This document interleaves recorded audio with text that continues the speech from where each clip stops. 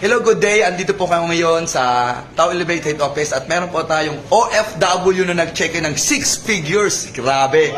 At andito sa ngayon sa office para tanungin at interviewin siya kung paano niya ginawa yung business. Ma'am.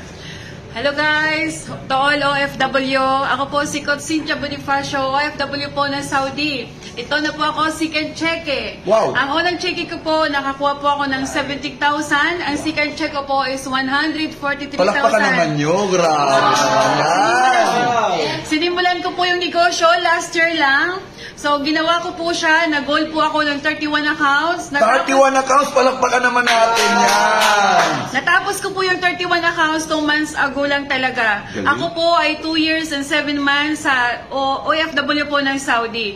So kayo po, kung OFW na nakakapanood ng aking video ngayon, nandito na po yung hinahangaan nyo. Dati po, chinachat nyo lang ako. Ito na po ako. Lagi kong sinasabi sa inyo, ang 31 accounts, malayo po yung mararating ninyo. Correct. Ako po, nangangako sa sarili ko na hindi po ako papayag, na hindi pa po ako magpapachiki ng malaki. Sunod ang video na. Yes, kung kayo OFW na nag-iisip pa, wala na kang dapat isipin. Andito na ako ngayon. Yes. Ilaban nyo, taasan yung tiwala nyo, mahalin nyo lang mga anak nyo, mahalin nyo yung negosyo na pinasok nyo. Huwag kayong mag-isip na ang pera nyo napupunta sa wala. Mas matakot kayo sa pera nyo pinapadala kasi wala kayong makikita pag uwi nyo. Dito ngayon, may pang-Jollibee ka, lahat na gusto mong mabili mo.